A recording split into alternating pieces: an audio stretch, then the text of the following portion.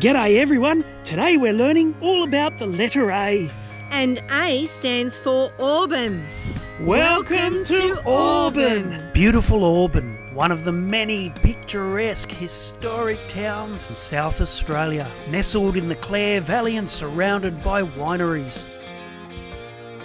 This wasn't the only place Jacqui and I visited. We had a wonderful catch up with our Renmarkian mates Sue and Dave in Greenock. But that's not all.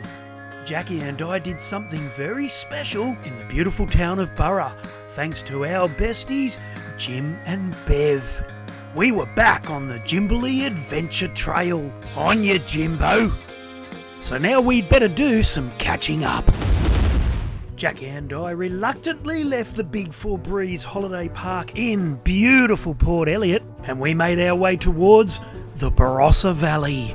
It's Australia's most famous wine region and is home to iconic names and fabulous tasting rooms, but it's also a place brimming with adventure. However, Jacqui and I weren't here for adventure, we were heading to Greenock, so our Renmarkian mates, Sue and Dave, could look after our caravan, because Jacqui and I were heading to Sydney for a very special 90th birthday. Hello, Dave. How are you? Hello, Wayne and Jacqui. Nice to see you again. It's taken so long. But we got here. You got here, I should say. Yes, we most certainly did. But after a 3-hour journey, because we took all the back roads through the Barossa Valley, Jacqui and I hadn't stopped at all, so we were starving. We quickly headed over to Nuriutpa for a bite to eat, and we returned back to camp just in time for happy hour, where Jacqui and I got to meet some very special guests. Where are we? I got to start by saying, where are we?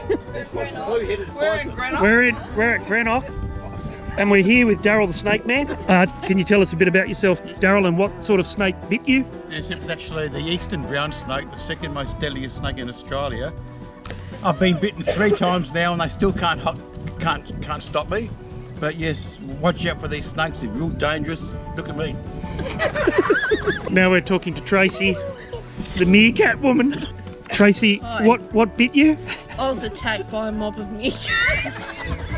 Meerkats aren't poisonous and they're not Australian, but Tracy doesn't appear to have any side effects at all. There you go, my fellow adventurers. Welcome to Ran Van Man, where you get to meet the most amazing people, like Daryl the Snake Man, who really was bitten by eastern brown snakes not once, but 3 times, and Tracy the meerkat lady, who had her finger mauled by a baby meerkat at the Gummaracha Wildlife Park.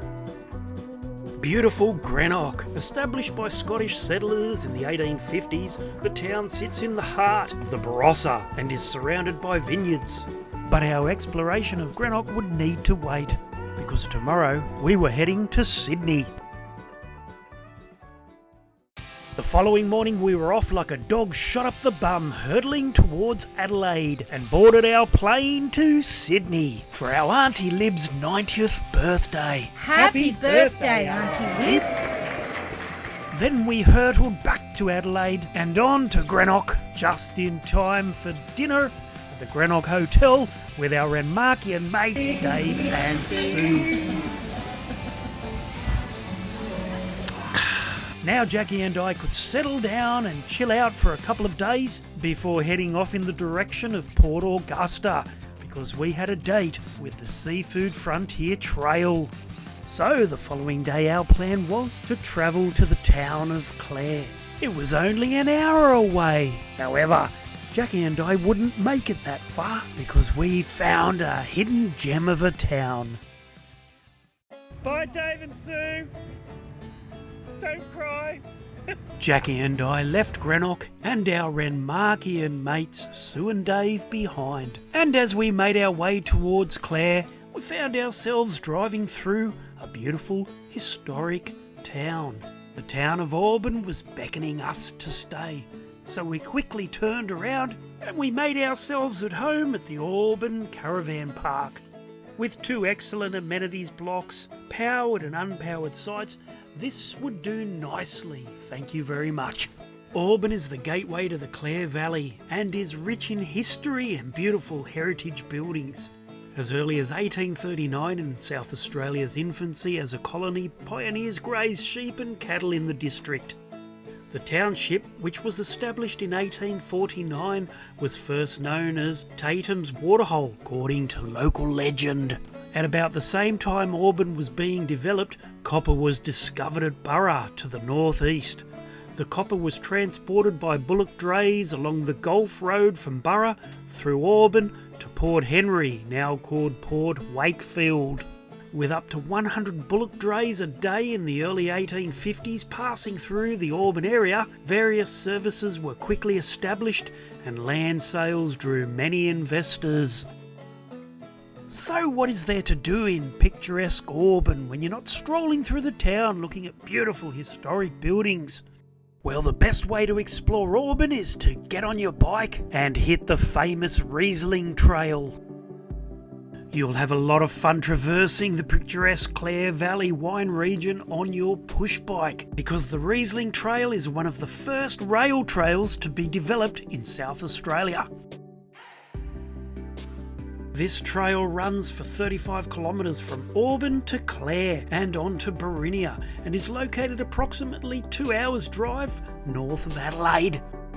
Riesling and Rattler trails, being the reincarnation of an old railway line, provide a scenic and safe way to walk, run or cycle through the Clare Valley's renowned wine-growing region and adjacent farming region to the south.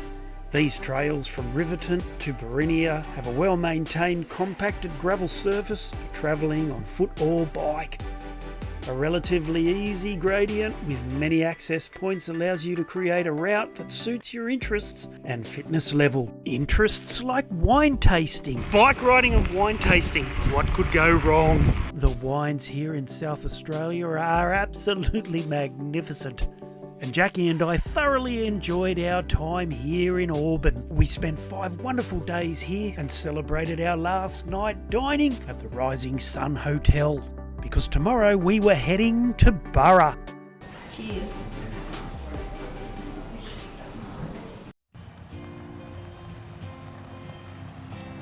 Well, the next morning was like all the others. It was another cracker day.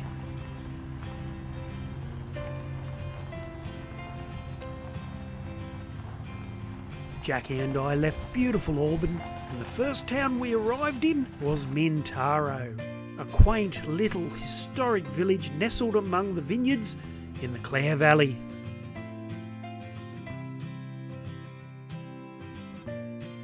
Here we are in the postcard perfect town of Mintaro. We were going to stay in Auburn for another night. There's a Queen tribute show on, but we couldn't keep our spot, and it's going to be 40 degrees this afternoon, so we're in for another heat wave. Where are we heading to today, love? We're heading to Burra in South Australia. Kookaburra? No, not Kookaburra.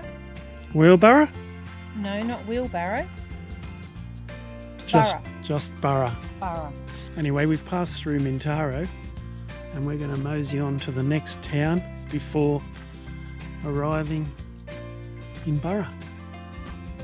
And the next town just happened to be Farrell Flat, with its beautiful silo art and friendly publican.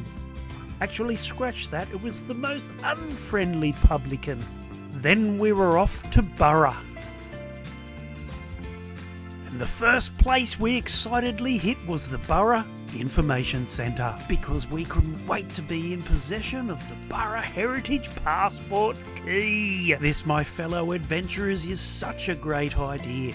For a $50 deposit, you get a key that unlocks doors to all of Burra's wonderful history. This would be our home for the next 2 nights, and boy were we going to be busy. Here we are in the beautiful historic town of Burra. We've got the air conditioning cranking because it's bloody hot. We've just returned from the information centre with this wonderful bag of goodness, and in here, amongst other things, is the Burra Passport Key. This key will get us into all the historic buildings around the town. It's a self-guided tour, and it's also part of the Jimberley Adventure Trail. We're back on the itinerary, and we'll be hitting this tomorrow. Ooh. Scratch that, Jackie and I were too excited to wait. We couldn't wait for tomorrow, so we're getting stuck into it now. The Burra Mine isn't far from where Jackie and I were camped, so we thought we'd start our tour early. Here, copper ore was discovered by a shepherd, Thomas Pickett, in 1845, and the South Australian Mining Association gained ownership of the property and commenced operations in September 1845. Our passport key would open 2 buildings here, but we wouldn't be using it tonight. It was time to head back to camp and get a good night's rest, as Jackie and I were getting up super early and exploring the town of Burra on our push bikes, wielding our passport key all over the place. Jackie and I were up super early the following morning, ready to seize the day. And we took off and headed back to the Burra mine site on what was the perfect day for exploring. Here we could access 2 buildings, the first of which was Morfett's engine house. This Cornish-style engine house hosts an interpretive display about its original beam engine. Yeah, that's what this looked like. Erected in 1858 by Cornish stonemasons Thomas Painter and Ambrose Harris, the engine commenced pumping in 1860 and ceased in 1877. And this is where one poor miner fell all the way to the bottom of the shaft. That's where the poor bloke fell. John Martin. John Martin, how many fathoms did he fall? 20 to 30 fathoms. Multiple ruins can be found throughout the mine site, such as the sorting floor, mine carts and more. And the old large open cut mine filled with groundwater now delivers Australia's best and most unique diver training location. Jackie and I now set off to check out one of the oldest remaining buildings in Australia. The structure which housed the gunpowder for the mine. The powder magazine was erected in 1847 and was used to store gunpowder used in blasting at the mine, and has an arched stone roof for strength. It was restored by the National Trust in 1976.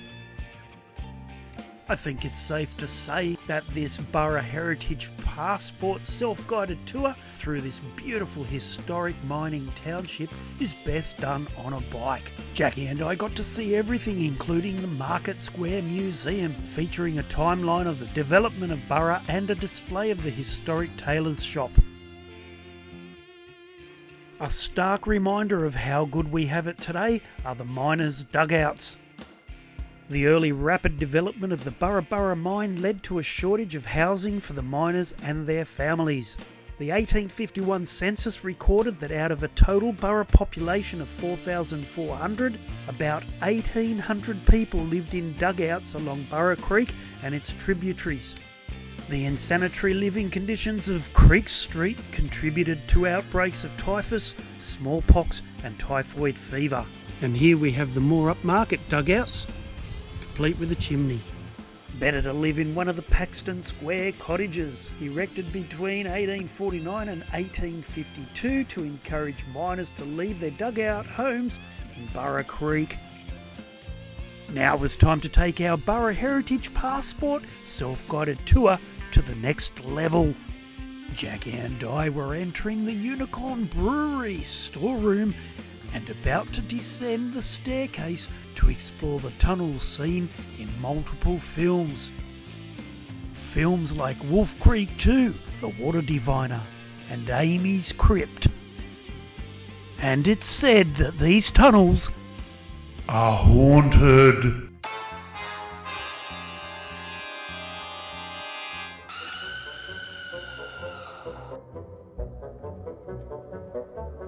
The Unicorn Brewery was built in 1873 on the site of an earlier brewery and served the town's 9 hotels. The brewery complex included a tall malting tower, offices, cooper's workshop, steam engine and boiler to operate the pumps. And the brewery closed in 1902 due to new licensing laws and was demolished for stone in 1911, because previous to that there were 2 more levels above the storeroom.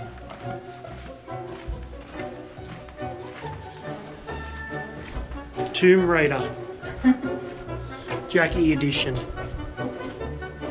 How do you top a day like that? A day that's chock-a-block full of fun. Well, Jacqui and I just kept on exploring. And after a wonderful meal at the Burra Hotel, it was time to explore some more. Welcome to Redruth Jail, featured in the Australian film Breaker Morant. I'll tell you what rule we applied. We applied Rule 303. Get that passport key out, love. Here's the key. Here's the key. Redruth Jail was erected in 1856 at a cost of £3,200 and was the first jail in South Australia erected outside of Adelaide. The jail provided accommodation for the jail keeper, turnkey and 30 prisoners, male and female. It was closed in 1894 and the prisoners transferred to Gladstone Jail. The jail was then renovated and reopened as a girls' reformatory in 1897 and finally closed in 1922. This passport key idea in Burra, it's just so fantastic. More towns should do this. Good on you, Burra. This past week has been absolutely frantic. We've been living in South Australia, jet setting to Sydney, back here in South Australia. We've finished in Burra. It's absolutely beautiful. I'm giving the whole experience a 5 out of 5. And of course, I'm giving it a 5 out of 5 as well. So happy travels, everyone, and take care until next time. See ya. See ya.